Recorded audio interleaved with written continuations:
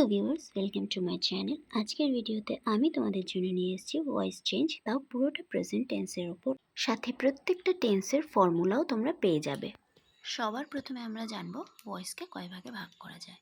ভয়েসকে দুই ভাগে ভাগ করা যায়। কি কি? অ্যাক্টিভ আর প্যাসিভ। দেখো, সহজ বাংলায় বলতে গেলে অ্যাক্টিভ হচ্ছে কি, যে বাক্যটা তুমি সোজা পথে বলছো, ইন আ ডাইরেক্ট ওয়ে। আর প্যাসিভ কথার অর্থ পরোক্ষভাবে, অর্থাৎ যে বাক্যটা তুমি ঘুরিয়ে বলছো, মানে একই মিনিং কিন্তু তুমি ঘুরিয়ে বলছো। ওই যে বাংলায় হয় না, তুমি কাউকে সোজাভাবে বললে কানটা ধরো, সে সোজাভাবে কানটা ধরলো না, সে কীভাবে ধরলো?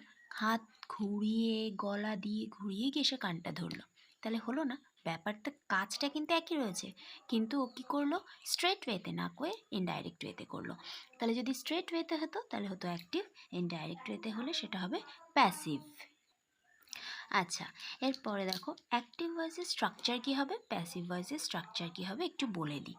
অ্যাক্টিভ ভয়েসের সেন্টেন্স স্ট্রাকচার হবে, তো স্ট্রাকচারটা কী হয়ে গেল, subject plus verb plus object, অর্থাৎ নর্মাল সেন্টেন্স স্ট্রাকচার হবে হচ্ছে অ্যাক্টিভ ভয়েস। আর প্যাসিভ ভয়েসের স্ট্রাকচারটা কী হবে? তাহলে প্যাসিভের স্ট্রাকচারটা কী হবে?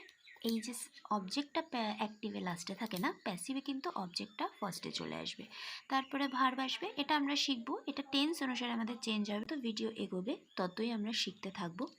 তো আর আসবে একটা বাই, কোনো কোনো জায়গায় আসবে টু, তারপরে আসবে সাবজেক্ট, তারপর যেটা কমপ্লিমেন্টারি সেকশন থাকে সেটা বসে যাবে। যেমন আমি একটা এখানে ইন জেনারেল একটা এক্সাম্পল দিয়েছি, হি ইটস রাইস, সে ভাত খায়। নর্মালি বললাম আমরা কি, সে ভাত খায়। প্যাসিভের এক্সাম্পলে আমি লিখেছি rice is eaten by him. দেখো অবজেক্ট আছে রাইস, সেটা প্রথমে চলে এসেছে।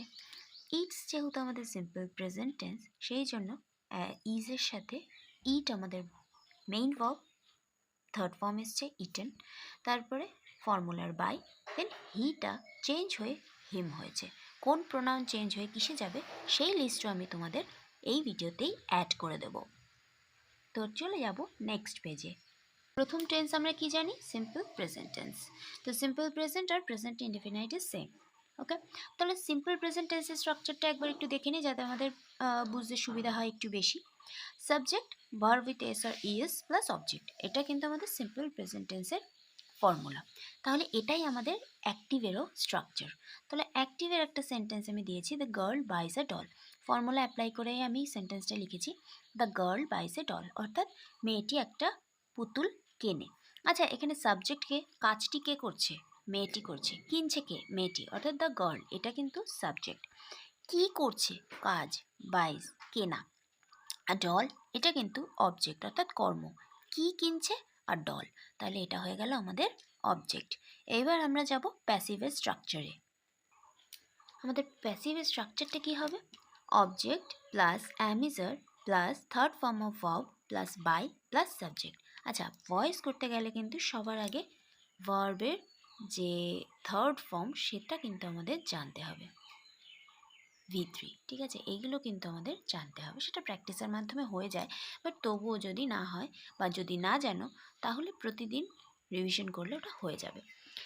তো প্যাসিভের স্ট্রাকচার কী ছিল? Object plus am is are plus third form of verb plus by plus subject. খেয়াল করবে অবজেক্ট এখানে কি আছে? আ ডল। অ্যামিজারের কি বসবে? আ ডল কি সিঙ্গুলার, তাহলে অ্যামিজারের কোনটা বসবে? Is. Third form of verb, এখানে ভার্ব কি আছে? বাইজ, এটা কেনা, তাহলে বাই, বাই মানে কেনা। বাইয়ের থার্ড ফর্ম কি? বট, তাহলে আ ডল ইজ বট, ফর্মুলার by the girl, subject the girl বসে যাবে। এই হলো অ্যান্সার। দেখো খেয়াল করবে এখানে আর্টিকেলসগুলো কিন্তু পর্যন্ত চেঞ্জ হবে না, যা আছে সেন্টেন্স হিসেবে সেটাই কিন্তু অ্যান্সার লিখতে হবে। The girl buys a doll, a doll is bought by a girl. আর ডল কিন্তু সিঙ্গুলার, ওই জন্য এখানে ইজ হয়েছে। যদি আ ডল প্লুরাল হতো তাহলে এটা আর হতো। তাহলে এইরকমই সেম কটা উদাহরণ দেখে নেব। এখানে দিয়েছি আমি 6টা example. First example, I drink water, অর্থাৎ আমি জল পান করি। এখানে অবজেক্ট ওয়াটার, তাহলে আমি লিখেছি ওয়াটার। ওয়াটার ইজ ড্রাঙ্ক, ড্রিঙ্কের third form drink, drank, drunk, third form drunk, ফর্মুলার বাই, দেন আই থেকে চেঞ্জ হয়ে মি হয়েছে। নেক্সট, ইউ ইট ব্রেকফাস্ট, তুমি ব্রেকফাস্ট খাও। Breakfast object is eaten by her. He drives a car, a car object, is a car is singular, সে কারণে এখানে is use করা হয়েছে। ইজ ড্রাইভের third form, drive, drove, driven. ফর্মুলার বাই, হি থাকলে চেঞ্জ হয়ে সেটা হয়ে যাবে হিম। দে কল মি, তারা আমাকে ডাকে, অর্থাৎ তারা আমাকে ডাকে। তাহলে আমি এখানে অবজেক্ট, আই এর পরে অ্যাম ইজারের অ্যাম বসে, আই অ্যাম কল্ড, কলের third form called by, they থাকলে হয়ে যাবে them. She sings a song, সে একটা গান গায়, তাহলে song is sung by her, sing sang sung. We grow vegetables in our farm, আমরা আমাদের ফার্মে সবজি গ্রো করি। ভেজিটেবলস প্লুরাল নাউন, সেই কারণে আর ইউজ করা হয়েছে। ভেজিটেবলস আর গ্রো এর third form, grow grew grown, সে কারণে লেখা হয়েছে গ্রোন। ফর্মুলার বাই, উই থাকলে us, in our farm, in our ফার্মটা এখানে কমপ্লিমেন্ট, দেখো কমপ্লিমেন্ট এখানে এইভাবেই বসে যাবে। তো চলে যাবো এবার নেক্সট টেন্সে। তাহলে এবার শুরু করছি present continuous tense. Present continuous টেন্সের স্ট্রাকচারটা আমরা কি জানি? Subject, am is are with verb with ing plus object, এটাও কিন্তু অ্যাক্টিভেরই স্ট্রাকচার। তাহলে এই স্ট্রাকচারের বেসে একটা সেন্টেন্স দেখে নেব। কি লিখেছি আমি? উই আর ফ্লাইং কাইটস, সাবজেক্টের উই, অ্যাম ইজ আরের আর, ভার্ব উইথ আইএনজির ফ্লাইং, কাইটস হচ্ছে অবজেক্ট। তাহলে এটার এবার প্যাসিভ ফর্ম কি হবে? তাহলে প্যাসিভ স্ট্রাকচারটা কী হবে? অবজেক্ট আগে চলে আসবে, am is are plus be ing, ভার্বের third form plus by plus subject. খেয়াল করবে এখানে একটু, এখানে আর আছে মানে যে তোমার প্যাসিভে আর বসবে তার কিন্তু কোনো মানে নেই। আবার এখানে ইজ আসে বলেই ওখানে যে ইজ বসবে তারও কোনো মানে নেই। কেন? কারণ তোমার অবজেক্টের ওপর ডিপেন্ড করে তোমাকে এখানে ভার্ব লিখতে হবে। তাহলে অ্যাম ইজ আরের যে কোনো একটা, এই আইএনজিটা বের করে বি এর পাশে নিয়ে এসো। মনে রাখার ট্রিক বলে দিই, পড়ে থাকলো তোমার ভার্ব, ভার্বের থার্ড ফর্ম লিখে দাও, দেন বাই প্লাস সাবজেক্ট হলো। অ্যান্সার কী হবে? Kites are being flown by us, object kites, আর এখানে আমি লিখেছি এই আরের জন্য কিন্তু নয়। কেন লিখেছি? কারণ কাইটস নিজে একটা প্লুরাল নাম্বার। দেন ফর্মুলার বিং, দেন ফ্লাইয়ের third form flown by us. Present continuous টেন্সের কিছু এক্সাম্পলস দেখে নেব। She is writing a letter, a letter is being written by her, a letter object, ফর্মুলার ইজ, ফর্মুলার being, verb third form, writer written by, then she হচ্ছে আমার subject, she change হয়েছে her. They are watching movie, movie দেখো দের পরে আর রয়েছে, আমি কিন্তু এখানে ইজ লিখেছি কারণ মুভি তো তারা একটাই দেখছে। Movie is being watched by them. He is making dinner, তাহলে তারা, সে ডিনার তৈরি করছে। Dinner object is being made by him, মেকের third form made. The teacher is teaching the lesson, teacher lesson শেখাচ্ছে। The lesson is being, formula teach taught by the teacher. Next হচ্ছে কি? Next হচ্ছে present perfect tense. Present perfect টেন্সের structure কি আছে? Subject plus have has plus ভার্বের third form plus object.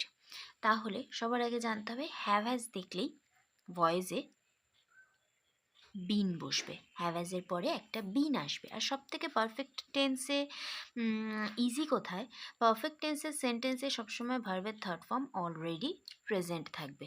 তো সেক্ষেত্রে এটা একটা ইজি হয়ে যাচ্ছে। He has called a doctor, সে একজন ডক্টরকে ডেকেছে। তাহলে প্যাসিভে স্ট্রাকচার কি হবে? Object plus has have plus been plus ভার্বের third form plus by plus subject.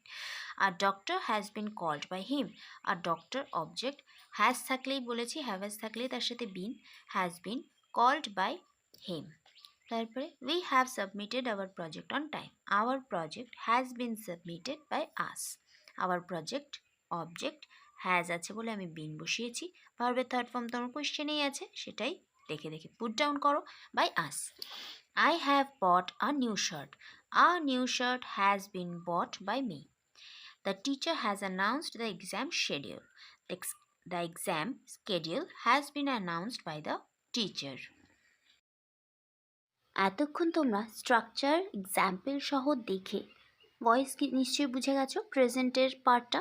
তো এখানে আমি কিছু শর্ট ট্রিক দিয়েছি যেখান থেকে তোমরা খুব ইজিলি আইডেন্টিফাই করতে পারবে কি থাকলে তোমরা কি বসাতে পারো। কিন্তু এটা কিন্তু অত্যন্ত প্র্যাকটিসের পর তোমরা বুঝতে পারবে, তো প্র্যাকটিস করতে হবে। তো আসি, verb plus s or es or main verb, অর্থাৎ যদি সেন্টেন্সে দেখো ভার্বের সাথে এস বা ইএস আছে বা মেইন ভার্ব বসেছে, অর্থাৎ মেইন ভার্বটাই বসেছে, সেকেন্ড ফর্ম থার্ড ফর্ম নয়, কিন্তু মেইন ভার্বটাই বসেছে, সেইখানে থাকলে কি হয়ে যাবে, অ্যাম ইজ আর এর সাথে ভার্বের থার্ড ফর্ম বসে যাবে। নেক্সট কি আছে দেখো, অ্যাম ইজ আর এর সাথে যদি ভার্বের সাথে আইএনজি থাকে তাহলে তোমার প্যাসিভে গিয়েও একটা আইএনজি আসবে, এইভাবে মনে রাখো, এখানেও আইএনজি, দেখো এখানেও আইএনজি, মিলটা পাচ্ছ। আর এখানে যে অ্যামিজার আসবে সেইটাই যে এখানে বসবে তার তো কোনো মানে নেই, সেটা তোমাদের সাবজেক্ট আর অবজেক্টের উপর ডিপেন্ড করবে। কিন্তু এইভাবে মনে রাখতে পারো যে কন্টিনিউয়াসে আইএনজি আছে মানে প্যাসিভেও আমার আইএনজি বসবে, অর্থাৎ অ্যাক্টিভে আইএনজি আছে মানে আমার প্যাসিভেও একটা আইএনজি আসবে। তাহলে এখানে ভি এর সাথে আইএনজি আছে, এখানে বি এর সাথে আইএনজি আসবে, তো আইএনজি থাকবেই কমন। তাহলে অ্যামিজার প্লাস বিং প্লাস আর ভার্ব, ভয়েস মানেই ভার্বের থার্ড ফর্ম, এটা তো মনে রাখা খুবই ইজি, ভয়েস মানেই ভার্বের থার্ড ফর্ম। নেক্সট যাই, has have plus V three, অর্থাৎ এটা কিসের, পারফেক্টের সূত্র। তাহলে has have plus V three মানে এখানে তো ভার্ব থ্রি, ভার্বের থার্ড ফর্ম অলরেডি প্রেজেন্টেড, তো এটা কি করতে হবে, হ্যাজ হ্যাভ থাকলেই সেখানে বিন বসবে, মাথায় রাখতে হবে এইভাবে যে পারফেক্ট হলেই সেখানে বিন বসবে, অর্থাৎ হ্যাজ হ্যাভ থাকলেই বিন বসবে। এইভাবে করে যদি তোমরা পরে প্র্যাকটিস করো তাহলে কিন্তু ভয়েস করতে আরও ইজি হবে। তাহলে ভি থ্রি হ্যাভ হ্যাজের প্রথম লাস্ট একই, শুধু এখানে আসবে হ্যাভ হ্যাজ থাকলে সেখানে বসাতে হবে বিন। আশা করি প্রেজেন্টের পার্টটা তোমরা খুব ভালোভাবেই বুঝেছো, আমি অত্যন্ত সহজভাবে বোঝানোর চেষ্টা করেছি, বেসিক থেকে অ্যাডভান্স পর্যন্ত খুবই কাজে লাগবে যদি এই বেসিকটা তোমরা ক্লিয়ার করতে পারো। আমি এরপরে past tense, future tense, imperative sentence পরপর ভিডিওতে আলাদাভাবে আনবো, যাতে তোমাদের বুঝতে এবং প্র্যাকটিস করতে সুবিধা হয়। তো এরপরে ওয়ার্কশিটও থাকবে অবশ্যই তোমাদের জন্য। যদি ভিডিওটা ভালো লেগে থাকে তাহলে অবশ্যই আমার চ্যানেলটাকে সাবস্ক্রাইব করে দেবে, লাইক করে যাবে এবং কমেন্টের মাধ্যমে আমায় জানিয়ে যাবে যে তোমরা কোন গ্রামারটা বা কোনো চ্যাপ্টার যদি আমার কাছ থেকে শিখতে চাও। Thank you so much.